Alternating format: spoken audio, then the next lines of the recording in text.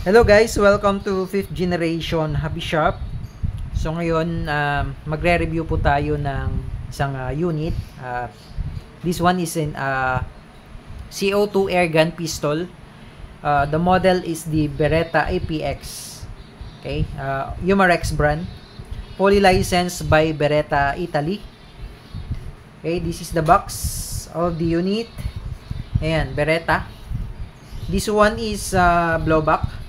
19 rounder capacity, metal slide, CO2 powered.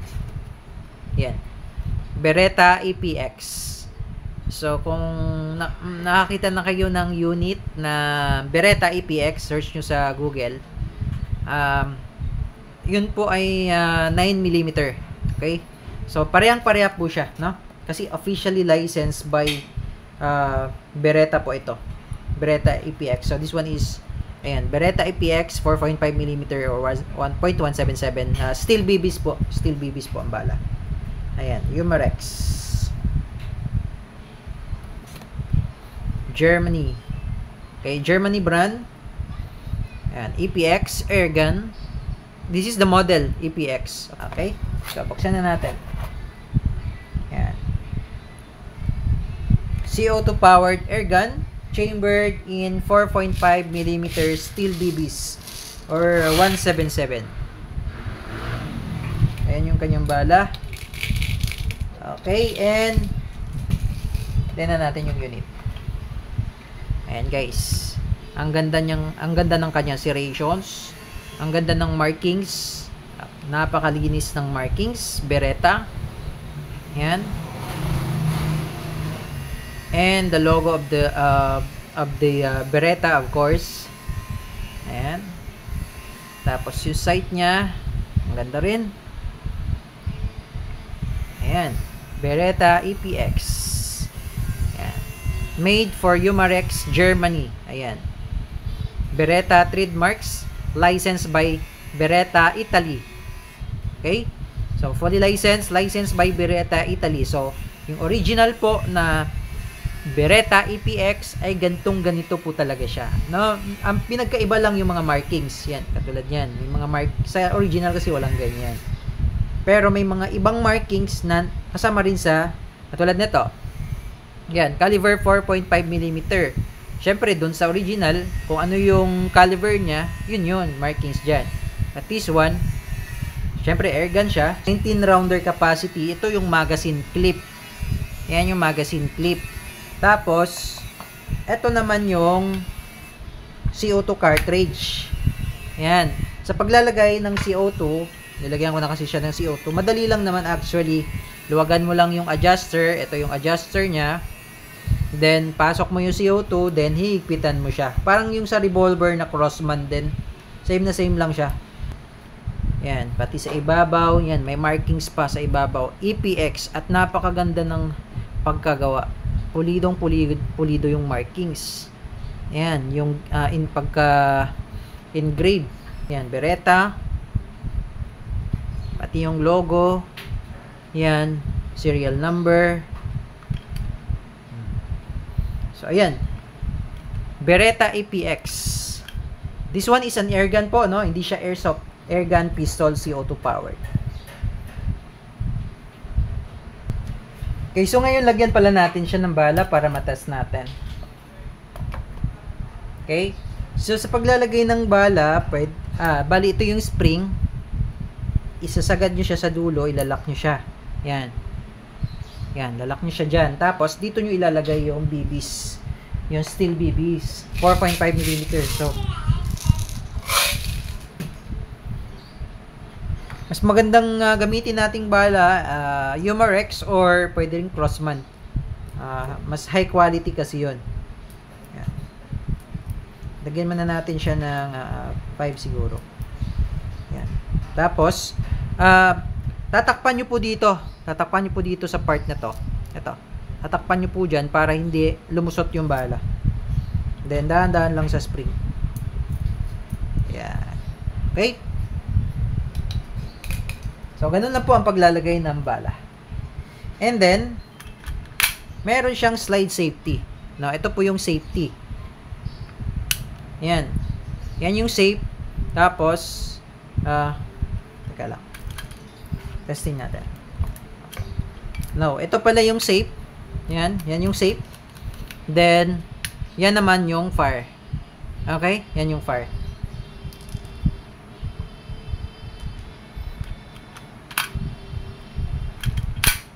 Okay? So, tetest natin yung Beretta EPX, fully licensed by Beretta Italy. Okay, so ngayon itetest natin kung ilang EPS po itong Beretta EPX. Okay, testing.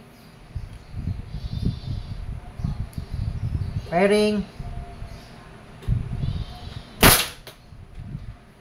Wow. 708.8. Gulat ako ah. 708.8. Wow, lakas ah. So, ayan, i-zoom na lang natin para kitang-kita. Okay. Firing. 523.8. Okay, teka lang. Bakit nag-open chamber?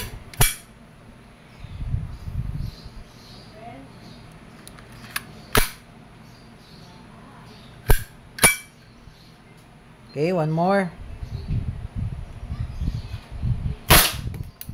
533.3.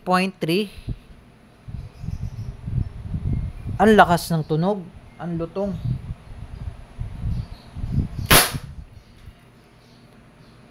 Error. Error yan. Okay, one more.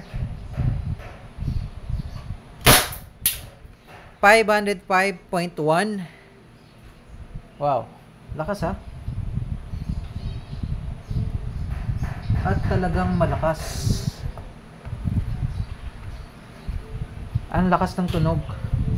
Tsaka yung recoil guys, yung recoil nafe-feel ko yung recoil talagang pumapalo. Okay, one more.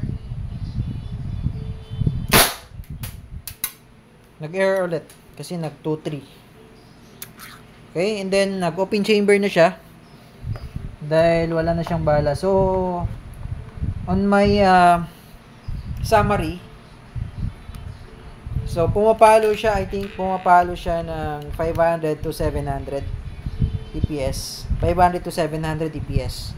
So dun sa una nating testing, umabot siya ng 708 EPS, then bumaba na siya sa 500. I think paubos na kasi yung CO2. Okay? So ayan, nag-open chamber na siya. Release mo lang, hatakin mo lang to. Ayan, para sa Glock. Pakinggan nyo yung tunog. Ayan, napakaganda ng tunog. Ang lutong. Okay? So, wag nyo na lang siyang kalabitin kasi may CO2 to eh. Kumbaga, nandito yung CO2. Hindi siya sa magazine eh. Now, release mo lang siya. Tapos, for safety, lagay mo lang siya dyan. Okay? So, 500 to 700 EPS. So, yung unang test natin, 700 EPS. Bago pa kasi yung CO2. So ngayon, syempre, pag paubos ng CO2, umihina na rin yan. Okay? So, maganda siya, guys. Overall rating ko, maganda. Tsaka, tingnan nyo naman yung itsura, oh. Yan, oh. Ang ganda ng serrations. Ang ganda, oh. Pati yung sight. Ang ganda. Barrel. Ayan. Okay, again, this is the 1911 tuloy. The Beretta EPX. Okay, CO2 air gun. Yan. So, bali, proceed tayo. Shooting test tayo. Tingnan natin yung performance. Okay, shooting test ng Beretta EPX. Fully licensed by Beretta. Umarex brand, made in Germany. CO2 powered air gun pistol. Testing. Firing. Okay, ubusin natin yung bala.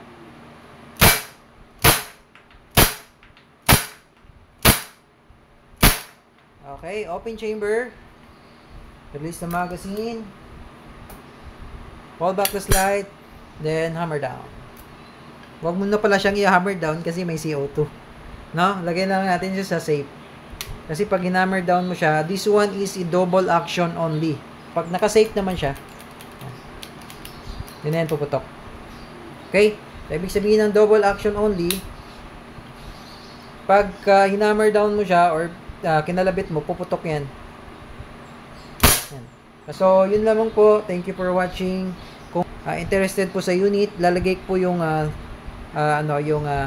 details sa comment section. Check nyo na lang po. Okay, yun lamang po. Thank you and have a nice day.